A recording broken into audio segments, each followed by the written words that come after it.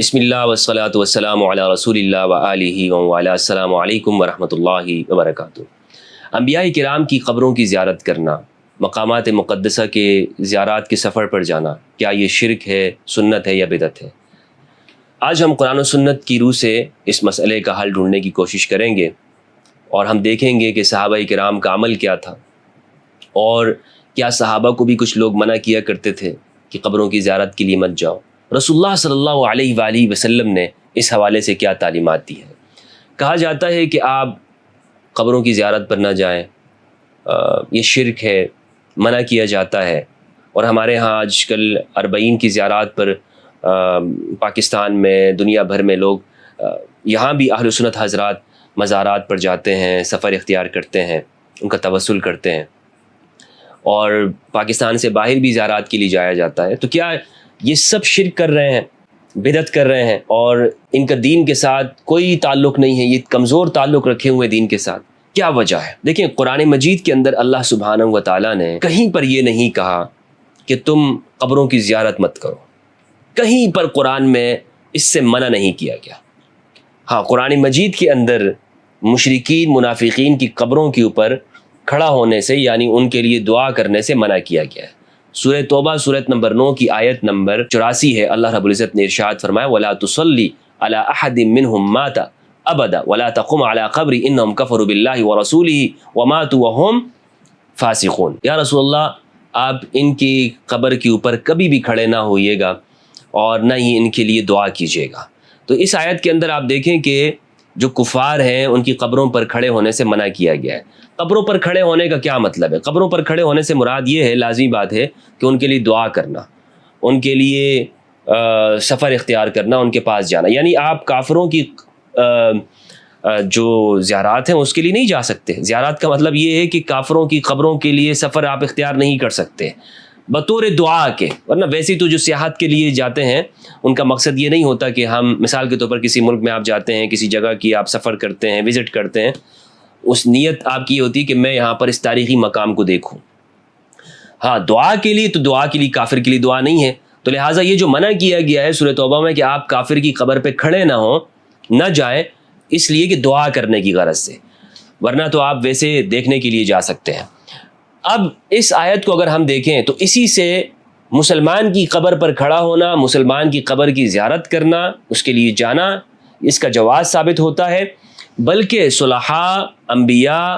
اولیاء، ان کے مراقد، مزارات کی زیارت کا جواز ثابت ہوتا ہے۔ کس طرح؟ منع یہ کیا گیا کہ آپ کافر کی قبر پہ کھڑے نہ ہوں۔ اگر مسلمان کی زیارت پہ اس کا بھی یہی حکم ہوتا، اس کے لیے بھی پروردگار منع کرنا چاہتے، اور وہ شریعت کے نزدیک ممنوع کام ہوتا، محظور ہوتا، برا کام ہوتا، عمل سیئ ہوتا، تو اللہ رب العزت یہاں پر یہ بھی ذکر کر دیتے کہ آپ کسی کی قبر پہ نہ جائیں، کسی کی قبر پہ کھڑے نہ ہوں، کسی کے لیے آپ زیارت کے مقصد سے نہ جائیں، بلکہ یہاں منع نہیں، یہاں صرف کفار کے لیے منع کیا گیا۔ تو اسی سے بطور اقتضاء النص کے یہ مسئلہ بھی معلوم ہو گیا، اشارے کے طور پر، کہ آپ یہاں سے اگر کافر کی قبر پہ کھڑے نہیں ہو سکتے تو مسلمان کی قبر کی زیارت کے لیے جا سکتے ہیں۔ اور صحیح مسلم کی روایت ہے، رسول اللہ صلی اللہ علیہ وآلہ وسلم نے فرمایا كنت نهيتكم عن زيارة القبور فزوروها، میں تمہیں قبروں کی زیارت کرنے سے منع کیا کرتا تھا، اب اس کی زیارت کیا کرو، اس لیے کہ یہ آخرت کی یاد دلاتی ہیں اور دلوں کو نرم کرتی ہیں۔ تو لہٰذا رسول اللہ صلی اللہ علیہ وآلہ وسلم نے قبروں کی جو زیارات ہیں اس کی زیارت کرنے کا حکم دیا۔ امام حاکم النشاپوری صاحب مستدرک، انہوں نے روایات ذکر کی ہیں قبروں کی زیارت کے حوالے سے۔ جلد نمبر 1 کتاب الجنائز کے اندر اگر آپ دیکھیں گے تو پے در پہ یہ اس پر روایات لے کر آئے ہیں کہ آپ نے قبروں کی زیارات کر سکتے ہیں۔ اور یہاں پر میں آپ کو سیدہ کائنات سیدہ زہرا فاطمہ البتول ام الحسنین علیہ السلام، ان کا عمل یہ بتانا چاہوں گا کہ ان کا عمل یہ تھا۔ یہ روایت ہے مستدرک الحاکم کی، روایت کا نمبر 1427، اور یہ سید سجاد امام زین العابدین علیہ السلام سے یہ روایت ہے، اور اہل بیت کی سند کے ساتھ ہے۔ عن جعفر ابن محمد عن ابیہ عن علی ابن الحسین، امام جعفر صادق اپنے والد امام محمد الباقر سے، وہ اپنے والد امام زین العابدین علی ابن الحسین سے، وہ اپنے والد امام حسین ابن علی سے، روایت کرتے ہیں، فرماتے ہیں کہ ان فاطمہ بنت النبی صلی اللہ علیہ وآلہ وسلم، کہ سیدہ زہرا جو کہ رسول کی بیٹی ہیں، کانت تزور قبر عمہا، وہ اپنے چچا جناب حمزہ، تزور قبر عم حمزہ، وہ اپنے چچا جناب حمزہ رضی اللہ تعالیٰ عنہ ان کی قبر کی زیارت کیا کرتی تھی، کل جمعۃ، ہر جمعہ کے دن، فتصلی وتبکی عندہ، وہ وہاں پر نماز پڑھتی تھی اور ان کے ہاں بیٹھ کر رویا کرتی تھی اپنے چچا کی یاد میں، یعنی رسول اللہ صلی اللہ علیہ وآلہ وسلم کے چچا تھے جناب حمزہ، تو سیدہ زہرا علیہ السلام جناب حمزہ کی یاد میں روتی تھی اور ان کے لیے دعا کیا کرتی تھی، اور ہر جمعہ کے لیے وہ جایا کرتی تھی۔ تو ہر جمعہ کو قبروں کی زیارت کرنا یہ مسئلہ، اور اس کے پھر نیچے جو نوٹ لکھا ہے امام حاکم النشاپوری، انہوں نے کہا ہے کہ یہ سنت مؤکدہ ہے، یہ سنت ہے کہ آپ قبروں کی زیارت پہ جایا کریں۔ ابو ایوب انصاری جلیل القدر صحابی ہیں، مستدرک الحاکم کی روایت ہے، ایک مرتبہ رسول اللہ صلی اللہ علیہ وآلہ وسلم کے قبر انور کے اوپر اس طرح سر رکھے ہوئے تھے، رو رہے تھے وہاں پر۔ مروان ابن الحکم وہ شخص آیا اور اس نے ابو ایوب انصاری رضی اللہ تعالیٰ عنہ کو یہاں سے پکڑا ایسے اور کہا کہ آپ یہ کیا کر رہے ہیں؟ میں روایت آپ کے سامنے پیش کرتا ہوں، کہتے ہیں قال اقبل مروان یوما فوجد رجلا واضعا وجهه على القبر، مروان ایک دن آیا اور اس نے دیکھا کہ ایک شخص وہ قبر انور، قبر رسول صلی اللہ علیہ وآلہ وسلم پر اپنے چہرے کو رکھا ہوا ہے، فأخذ برقبته وقال تدری ما تصنع، تو اس نے مروان نے اس شخص کو گدی سے پکڑا اور کہا کہ تمہیں پتہ ہے کہ تم کیا کر رہے ہو، کیا کر رہے ہو تم، یہ شرکیہ کام کر رہے ہو؟ قال نعم، اس نے کہا ہاں مجھے معلوم ہے کہ میں کیا کر رہا ہوں۔ فاقبل علیہ فاذا هو ابو ایوب الانصاری رضی اللہ عنہ، تو جب مروان اس کی جانب متوجہ، وہ دیکھا کہ اس کے چہرہ کون ہے یہ، تو وہ ابو ایوب انصاری رضی اللہ تعالیٰ عنہ تھے، جلیل القدر صحابی رسول، چہرہ رکھا ہوا ہے انہوں نے رسول اللہ کی قبر انور پر۔ یہ ہے سنیت۔ وہابیت کے نام پر مسلمانوں کو مشرک کہنے والوں، سنو کان کھول کے، میں اسی لیے کہتا ہوں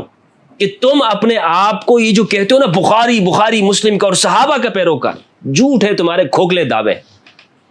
کچھ عقائد تم نے ادھر ادھر سے لیے ہیں اپنے علماء سے، اور ان علماء کے ان عقائد کو قرآن و سنت بنا کر دوسروں پر تھوپنے کی کوشش کی، اور مسلمانوں کی اکثریت کو مشرک، بدعتی، فاسق، فاجر مسلمانوں کو تم نے کہا ہے، مسلمانوں کی اکثریت کو یہ مشرک کہتے ہیں۔ ان سے بڑا تکفیری کوئی نہیں ہے کہ جو اہل سنت کے ان لوگوں کو، عامت الناس کو، جو اولیاء، انبیاء، صلحاء، انبیاء، ان سے ائمہ، ان سے عقیدت رکھتے ہیں۔ میں اسی لیے ایک بات کہتا ہوں کہ تمہیں تمہارے عقیدے مبارک ہوں، ہمیں ہماری عقیدت مبارک۔ اور وہ شعر ہے نا، وہ کیا کہا جاتا ہے، ادھر در وہ نہ کھولیں گے، ادھر در میں نہ چھوڑوں گا، حکومت اپنی اپنی ہے، وہاں ان کی یہاں میری، تو اپنی مرضی کرو بھائی، تم جو چاہے کہتے پھرو، جو چاہے فتوے لگاؤ، تم، ہمیں فرق نہیں پڑتا، عقیدت پر فرق نہیں پڑتا، تمہیں تمہارے عقیدے مبارک ہو۔ تو ابو ایوب انصاری رضی اللہ تعالیٰ عنہ ان کی جانب متوجہ ہوئے، فقال جئت رسول اللہ صلی اللہ علیہ وآلہ وسلم، مروان سن لے، میں رسول اللہ کے پاس آیا ہوں، تم ان کو مردہ سمجھتے ہوگے، میں رسول کے پاس آیا ہوں، اپنے محبوب کے پاس آیا ہوں، ولم آت الحجر، اور میں پتھر کے پاس نہیں آیا ہوں، یہ پتھر نہیں ہے کہ جنہیں تم یہ سمجھ لو کہ پتھر کی عمارت ہے، میں اپنے حبیب کے پاس آیا ہوں، محمد صلی اللہ علیہ وآلہ وسلم کے پاس۔ سمعت رسول اللہ صلی اللہ علیہ وآلہ وسلم، مروان اس وقت گورنر تھا، اس سے معلوم ہوا کہ جب یہ گورنر بنتے ہیں تو لوگوں کے مذہبی معاملات کے اندر ٹانگ اڑاتے ہیں، لہٰذا حکومت کا یہ کام نہیں ہے کہ لوگوں کے مذہبی معاملات کے اندر ٹانگ اڑائیں یا ان کو مذہبی معاملات کا درس دیتے رہیں کہ آپ تم یہ کرو، تم یہ نہ کرو۔ تو یہ بنو امیہ کا طریقہ کار ہے کہ لوگوں کے پرسنل مذہبی معاملات کے اندر ٹانگ اڑاتے ہیں۔ تو مروان گورنر تھا، تو ابو ایوب انصاری رضی اللہ تعالیٰ عنہ نے اس کے سامنے یہ حدیث پیش کر دی، کہا کہ میں نے اپنے حبیب رسول اللہ کو یہ ارشاد فرماتے ہوئے سنا، آپ صلی اللہ علیہ وآلہ وسلم نے فرمایا، لا تبکو علی الدین اذا ولیہ اہلہ، کہ دین پر اس وقت مت رونا کہ جب حکومت کا اہل یا دین کا اہل تمہارے اوپر حکمران بن جائے، لیکن دین پر اس وقت رونا کہ جب تمہارے اوپر ایسا شخص حاکم بن جائے جو نااہل ہو۔ نائل یہ کس طرح سے نائل ہے؟ اس لیے نائل ہے کہ یہ دینی معاملات کے اندر ٹانگ اڑا رہا ہے، اور یہ اس عمل کو کہ جو ایک صحابی کر رہے ہیں اسے منع کر رہا ہے۔ اور صحابی رسول صلی اللہ علیہ وآلہ وسلم نے کیا جواب دیا؟ کیا عشق اور محبت سے اور دلیل سے بھرا ہوا جواب ہے کہ میں پتھروں کے پاس تھوڑی آیا ہوں، میں تو اپنے رسول کے پاس آیا ہوں۔ لیکن اگر اس طرح کی بات آپ غامدی جیسے لوگوں کے سامنے پیش کریں گے نا تو یہ کیا کہیں گے؟ کہانیاں ہیں، لطیفے ہیں۔ میں غامدی صاحب کے حوالے سے یا ان لوگوں کے حوالے سے اتنا کہتا چلوں کہ یہ در حقیقت یہ رسول کے دین پر نہیں ہے۔ یہ اپنے آپ کو کہتے ہیں نا کہ ہم صحابہ کے دین پر ہیں، صحابہ کی تعبیر کو لیتے ہیں، اجماع کی تعبیر کو لیتے ہیں۔ نہیں یہ صحابہ کی تعبیر کو لیتے ہیں، نہ یہ اجماع کی تعبیر کو لیتے ہیں، نہ یہ حدیث کو مانتے ہیں یا اپنی عقل کو مانتے ہیں۔ یہ وہ سلفیہ عقائد جو محمد بن عبد الوہاب نجدی یا اس زمانے کے اندر اہل سنت کی اکثریت کے خلاف جو بنائے گئے سیاسی ادوار کے اندر بنو امیہ کے زمانے میں اس کو پروموٹ کرنے والے، در حقیقت یہ اموی ہیں۔ شارٹ کٹ لفظوں کے اندر، واضح لفظوں کے اندر، یہ غامدی اور ان جیسے پیروکار جو مسلمانوں پر شرک کے فتوے لگاتے ہیں، یہ بنو امیہ کے پیروکار ہیں۔ یہ رسول کے پیروکار نہیں ہے، یہ حدیث کے پیروکار نہیں ہے، صحابہ کے پیروکار نہیں، یہ بنو امیہ کے پیروکار ہیں۔ لہٰذا اموی دین کے حاملین ہیں یہ لوگ، اموی فکر، یہی فکر، یہ جو مروان ابو ایوب انصاری کو منع کر رہے ہیں۔ اب آپ خود غور کریں کہ یہ وہابیت کہاں سے آغاز ہوئی، اس کے ڈانڈے کہاں سے ملتے ہیں؟ جا کر امویوں سے ملتے ہیں۔ اس لیے جو شخص آج مسلمانوں کو عام طور پر مشرک کہتا ہو، مسلمانوں پر کفر اور شرک اور بدعت کے فتوے لگاتا ہو، اس کی جو اصل ہے نا وہ بنو امیہ میں جا کر آپ کو ملے گی۔ آپ کو ادھر ادھر ڈھونڈنے کی ضرورت نہیں ہے، وہ آپ کو وہاں جا کے ملے گی۔